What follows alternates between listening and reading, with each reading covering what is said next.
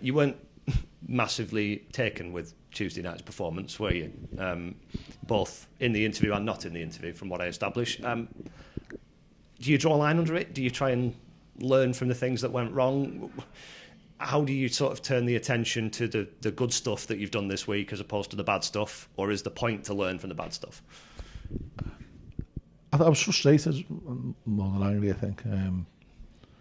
It was a good opportunity for some of the players. We didn't overly play that badly when you watch it back. We were so naive at times and didn't. Although we had plenty of shots, they were aimless shots. We didn't ramp up the pressure on them enough, I thought. And whether that was the fact that we'd already qualified, I don't know. We did improve second half, which, you've got to look for some positives. And some players, acquitted themselves quite well. Alexander, for one. So, yeah, good for Coley to get another goal as well. So, learn from it is the motto. And we've been banging on about this for ages. We don't get too high and we don't get too low. So we weren't getting carried away about the win on Saturday. Just as we weren't getting carried away when we had a little bit of a string of wins, culminating in the Wimbledon one, which is probably our best performance of the season. So we weren't getting carried away with that. And you can't get too high or too low. You've got to realise that in this league, it's a competitive league that teams are going to offer up chances to you. You've got to hope that you don't offer up too many to them, and that you don't get punished. And you need a little bit of luck along the way. And we've had several games this season, particularly at home, where we've lost a goal early on in the game, and it's cost us the game. Now we could have easily lost a goal last Saturday when Paul Mullen the ball, but he didn't. And that's the difference. Footy, you get to get a bit of confidence from that. They tend to get a little bit edgy, and before you know where you are, you're in the driving seat. And we've just got to keep hoping that we can stay in the driving seat for as long as possible in games. I know you were concerned about Jack Nolan the other night, potential hamstring injury. What's the situation? I think it was just cramp. We had a feeling it was anyway, and so better that he come off and he didn't aggravate. There's a reasonable list of those that have been absent, either short term or medium term.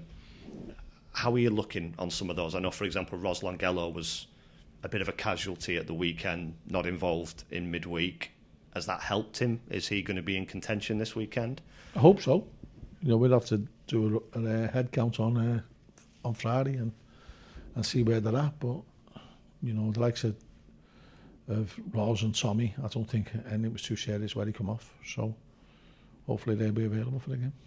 Would it be fair to put Sean Worley, Joe Pritchard in perhaps a slightly longer term, maybe medium term group? Possibly Sean Worley, maybe not Joe. I think Sean's been responding to treatment and some of the testing he's done, and he's done a little bit of running and he feels fine. So hopefully he'll sign today and we'll have a better idea. And Joe, with all the injury setbacks that he's had, I don't imagine they get any easier when you have another one. It must feel like Groundhog Day to some extent. Yeah, I know what you're saying, but I think he's far more philosophical about this one.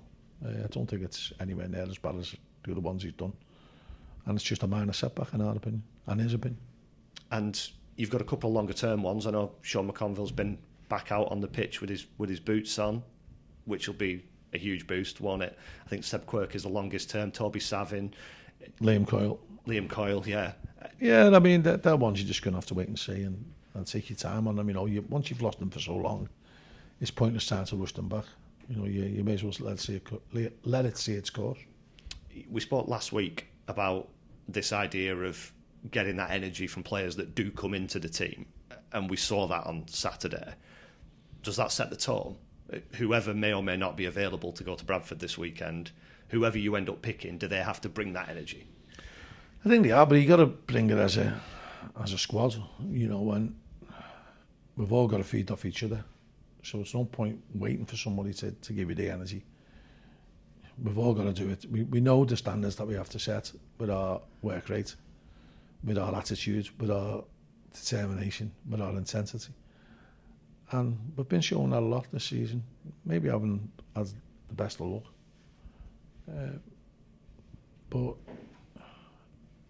when you get a result, which we did on Saturday through pure hard work, and people don't suppose give us credit for some of the play that we did in the game.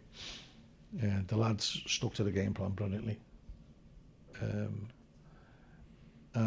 you know, I say it a lot, but that's down to the work of the coaches, and particularly Jimmy and John, you know, who've done a lot of studying, as they've been studying Bradford. And between the three of us, we come up with a formula, and then we come up with training sessions to try and reflect that. And, you know, there's thorough planning goes in, thorough preparation goes in, and hopefully you get the results. But all that can go out the window on the bounce of a ball, or a referee seeing things that in a different way to what you see it. So I'm pleased with the way we're preparing. I'm pleased with the way we've set ourselves out as of late. You know, I go back to the start of the season, I wasn't happy with the way we were playing. I think we're starting to find our feet now and be comfortable in our own skin. And I think you'd have to be like that if you're going to be successful as a football club.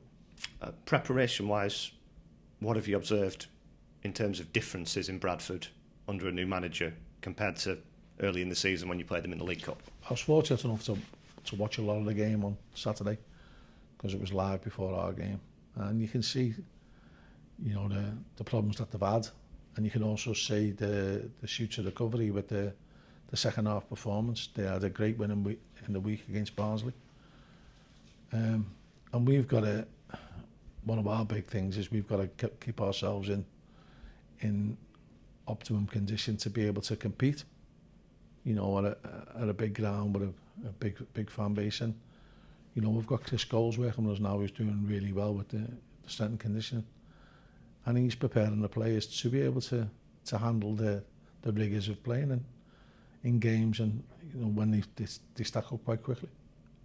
The atmosphere with a full house here against Wrexham was something that a few of the players I know said they really enjoyed and really responded to.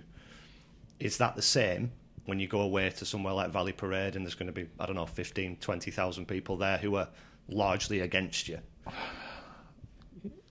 It has its own pitfalls, but we've generally had a good record there. What I do know is that our travelling fans will make themselves heard, which is testament to how good they are, and we want to reward that. Do you ever get used to that idea that you can have a few hundred in any away ground, wherever it may be, and yet you kind of take as a given that you're going to be able to hear them? I think it's great, you know, and I've been one of them fans, so I know what it's like. I remember going to Highfield Road and we were making loads of noise, we were just going straight up in the air because we never had a roof. And if you're a football fan, you're a football fan, and you love your team and you support your team, and you make as much noise as you can. You feel as though it's your duty away from them. I suppose it would be easy though. You probably don't, but you see these social media accounts where there's 50 of this many fans at this club, and it's kind of singled out as being a very small following. I guess with where you've come from, you probably don't see it like that. You probably see it as credit to that small following, rather than look how few people have gone to this game. 100%. I think it was the Hereford 12 or 8 who went to Hereford all them years back. I think it becomes like a cult, doesn't it? And sometimes being an Accrington's like a cult, isn't it? You know, strange things go on, but it's all pulling for the one cause, which is to try and be successful. We spoke before the MK Dons game a few weeks ago about their fairly early season change in manager and a change in ethos, or a return to their previous ethos, or whatever it may be. Is it good to see Graeme Alexander back in work quickly after that situation? Yeah, I think, you know, you don't want to see any manager out of work, and it's good when they can get back and get an opportunity to right a few wrongs. And, you know, he's had a decent career already. He knows the game. and he'll be setting them up. You know, he'll think as though, like everybody thinks, that there's promotion spots up for the grabs this season, and he'll be wanting to try and galvanise them and get them threatening the top end of the table.